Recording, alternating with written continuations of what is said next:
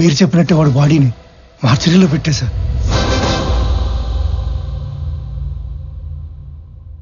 అందరికీ నమస్కారం. శ్రీ నందగోపాల్ చక్రవర్తి మా అన్నయ్య పీపుల్ మార్ట్ కంపెనీ స్థాపించి వచ్చిన ఆదాయంలో 50% పైగా కార్పొరేట్ స్థాయిలో ఉచిత విద్య వైద్యం అందిస్తున్న సంగతి మీ అందరికీ తెలుసు. ఈ రోజు ఆయన సేవలను గుర్తించి భారత ప్రభుత్వం పద్మశ్రీతో గౌరవించినందుకు సంతోషిస్తున్నాను. ఆయన తమ్ముడినైనందుకు గర్వపడుతున్నాను. ఇప్పుడు అన్నయ్య మాట్లాడతారు. Good morning everybody. అందరిలాగే నేను ఒకప్పుడు నాకెందుకు సక్సెస్ రావటం లేదు అని, why am I not successful అని బాధపడిన వాణ్ణే. మరేం చేస్తే సక్సెస్ వచ్చిందో తెలుసా? వెదురు చెట్టు కోసం గింజల్ని భూమిలో పాతి నీళ్లు పోస్తే మరుసటి రోజుకు ఏమీ రాదు, తరువాత వారానికి ఏమీ రాదు, నెలకి ఏమీ రాదు, ఏడాదికి రాదు. కానీ 3 ఏళ్ల తర్వాత మొలకొస్తుంది. ఆ తర్వాత అది ఎదగడం మనం అలా చూడాలి. ఆ 3 ఏళ్ళు లోపల అది ఏం చేస్తుందో తెలుసా? అది పైకి ఎంత ఎత్తు ఎదుగుతుందో అంత లోపలికి దాని వేరుల్ని దిప్పుతుంది. సక్సెస్ అయ్యాక మనం ఎంత ఎత్తు ఎదగాలి అనుకుంటామో అవ్వక ముందు అంత గ్రౌండ్ వర్క్ చేసుకుని ఉండాలి. ఆ గ్రౌండ్ వర్కే సక్సెస్ అవ్వడానికి రీజన్. Thank you. అందుకే నేను స్టెప్ బై స్టెప్ ఎదగడాన్నే నమ్ముతాను. నా పీపుల్ మార్ట్ కుటుంబ సభ్యులందరితో ఒక విషయం చెప్పాలి. పిలుపుకే కుటుంబ సభ్యులు అంటాను గాని నాకు నిజంగా మీ అందరినీ కుటుంబ సభ్యుల్ని చేసుకోవాలని ఉంది.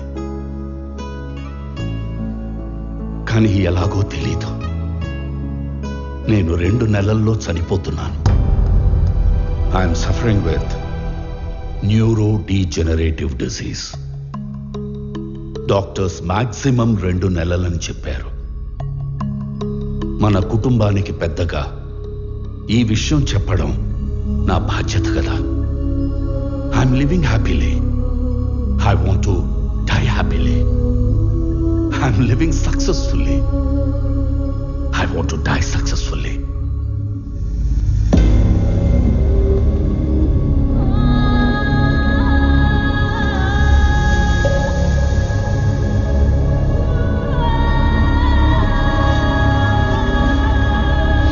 Sir, please, sir, please. కష్టపడి కట్టుకున్న కంపెనీ సార్. 15 years కష్టం సార్. వదిలేండి సార్ ప్లీజ్. అన్నా చెప్పన్నా, నువ్వైనా చెప్పన్నా ప్లీజ్ అన్నా, వదిలేనా చెప్పన్నా. అలా ఎలా అడుక్కోమనిపిస్తుందిరా? కాపాడుకోలేని వాడు కింగ్ ఎలా అవుతాడు? Am I right?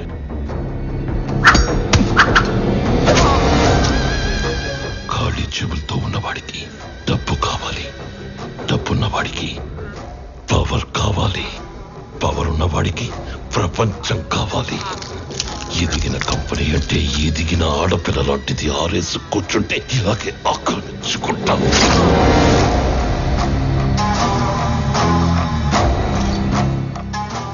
భారత ప్రభుత్వ పద్మశ్రీ అవార్డు గ్రహీత నందగోపాల్ చక్రవర్తి తన పీపుల్ స్మార్ట్ కంపెనీలోని కార్మికులందరికీ కూడా 50% షేర్స్ పంచాలని ఉందని చెప్పారు. నా పీపుల్ మార్ట్ కుటుంబ సభ్యులందరికీ ఒక విషయం చెప్పాలి.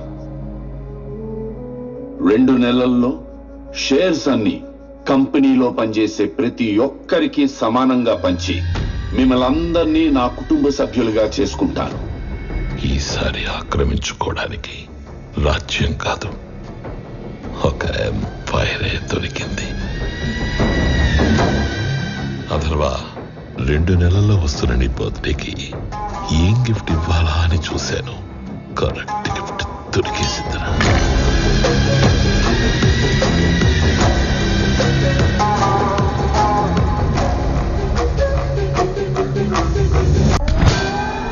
और एक धक्का, 3 मार पक्का.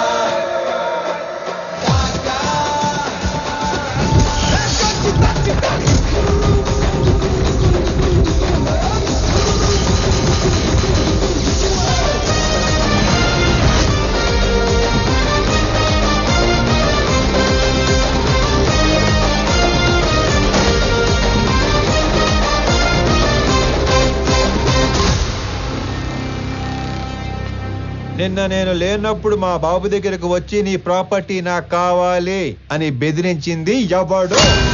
నేనే నేనే నేనే. నేనే కంగారు పడి కమిట్ అయిపోకుండా రోయ్. ఇప్పుడు నేను ఒక రౌండ్ వేసుకుంటాను, ఆ తర్వాత ఇదే ఫ్లోలో నేను కాదు నేను కాదు నేను కాదు అంటారు. కాబట్టి చెప్పేటప్పుడు ఒక్కసారి ఆలోచించి చెప్పండి, తర్వాత కొట్టేటప్పుడు నేను అస్సలు ఆలోచించను. అసలు నువ్వు ఎవడి ఏరియాకి వచ్చి రౌండ్ వేసుకుంటానంటున్నావురా నిన్ను?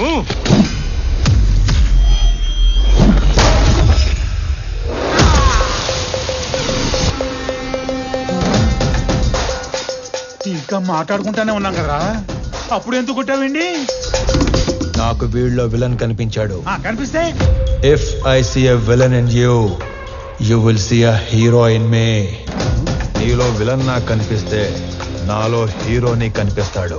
సో నేను మాట్లాడేటప్పుడు నీలో విలన్ అస్సలు బయట రాకూడదమ్మా. అసలు నువ్వు ఇక్కడి నుంచి బయటకు వెళ్తేనే కదరా. ఇదిగో ఇలాగే విలన్ బయటకు వచ్చేస్తానే.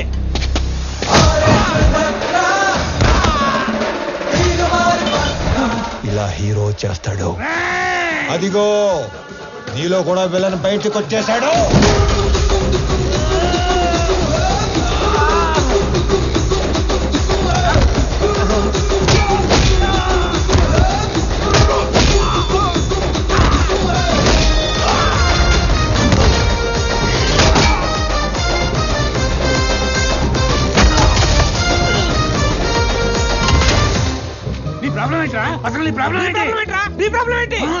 అది కాదన్నా, మనలోంచి విలన్ బయటికి వస్తే అన్నలోంచి హీరో బయటికి వస్తాడని ఆల్రెడీ చెప్పాడు కదా.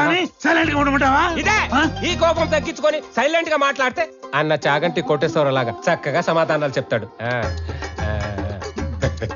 నీ ప్రాబ్లం ఏంటి తమ్ముడు? అమ్మ పళ్ళు తెమ్మంది. మరి ఫ్రూట్ షాప్కి వెళ్ళాలి కదా. నిన్నెవడో ఇంటికి వచ్చి పళ్ళు గట్టిగా నూరాడంట, ఆడి పళ్ళు తెమ్మంది. అలా పళ్ళు నూరితేనే పళ్ళు రాలిపోతాయని చెప్పింది అక్కడ. నువ్వు ఇంకొంచెం అటు తిరుగు. అసలు నీ సమస్య ఏంటి తమ్ముడు? నాకింకా పెళ్లి కాలేదు, ఇంట్లోనేమో సంబంధాలు చూస్తున్నారు. అందాక నేను పంపమంటావా? నీకు ఆ బిజినెస్ కూడా ఉందా? అసలు నన్నేమనుకుంటాడు వాడు? నన్నేమనుకుంటాను అసలు? హ్యాపీయా? సల్లారిందా? ఇలా దగ్గర నీడు నా జీవితంలో ఇంత క్లారిటీగా ఉన్న వ్యక్తిని నేను ఎప్పుడు చూడలేదు. నీ కోసం అడగడం సరిగ్రాక అన్న మీ దగ్గర పెట్టుపో నవ్వో. ఇంకొంచెం అడిచారు తమ్ముడు. నేను ఎవరినో బెదిరించానన్నావు. రోజు 10 మందిని బెదిరిస్తుంటాం, అందులో మీ నాన్న ఎవరు నాకు ఎలా తెలుస్తుంది నానా? ఒక్క సెకండ్.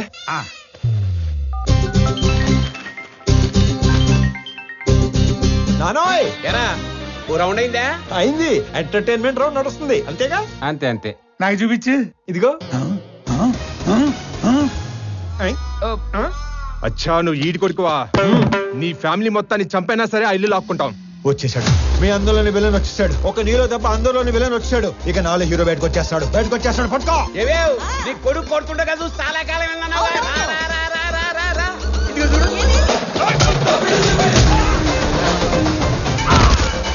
ఏమేం మీ అన్నయ్య కొట్టడం చూసి చాలా కాలం అయిందన్నావుగా.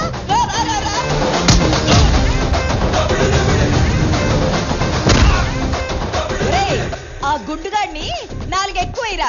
నేను చాలా ఎక్స్ట్రాలు మాట్లాడాడు.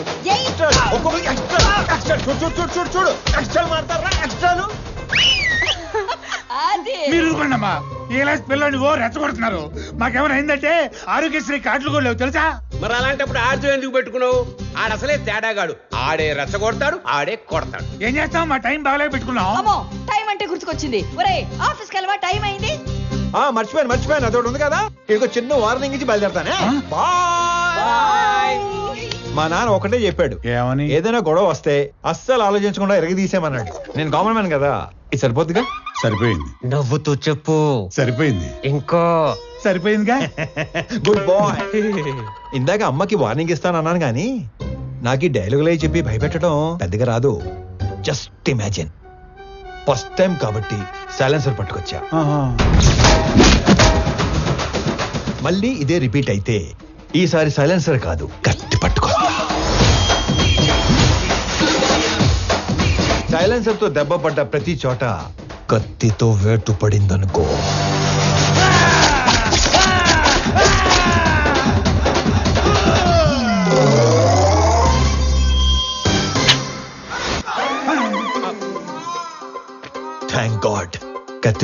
రాలేదు కాబట్టి నీ చేతులు ఇంకా నీతోనే ఉన్నాయి. ఇవి నీకే బాగున్నాయి. జాగ్రత్తగా పెట్టుకో. వెళ్ళాలా మరి? ఓకే అన్నా. ఏంటి? ఏం లేదన్నా, వెళ్ళండి. తొందరగా వెళ్ళమంటారా? వెళ్ళండి అన్నా.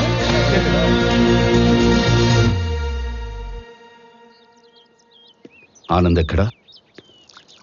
రెడీ అవుతున్నాడు.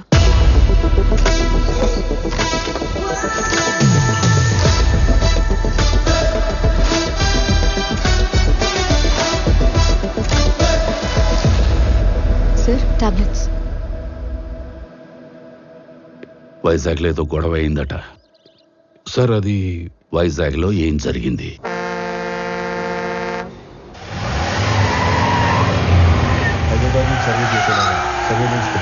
ఆల్రెడీ లైన్స్ తీసుకున్నాం సార్. కనెక్ట్ చేయడం ఒకటే బ్యాలెన్స్. మీరు ఒకసారి వెరిఫై చేస్తే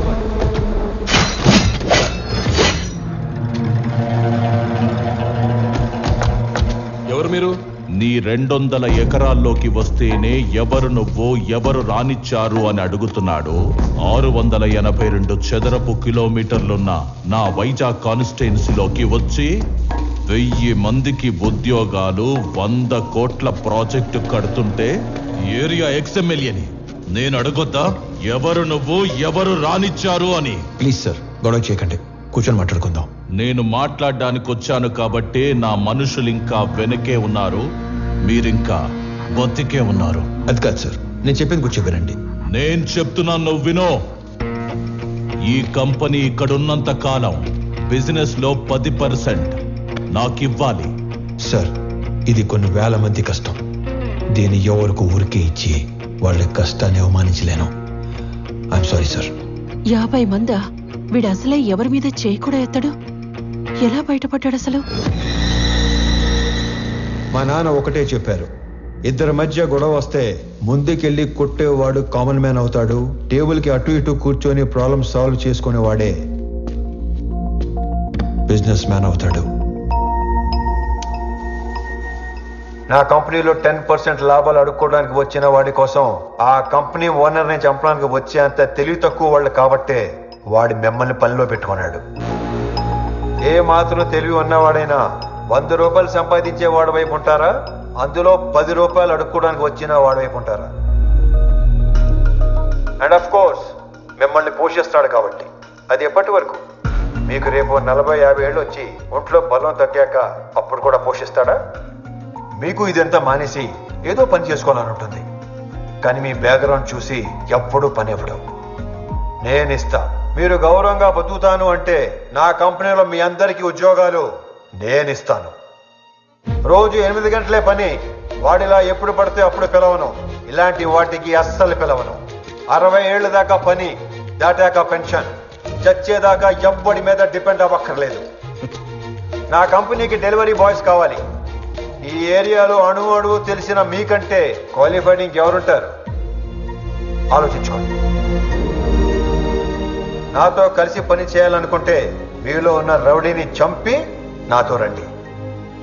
కాదు, వాడి కిందే పని చేద్దాం అనుకుంటే నన్ను చంపి లోపలికి వెళ్ళండి. వాడేంటో కథలు చెప్తుంటే వింటారేంట్రా? ఏసేయండ్రా.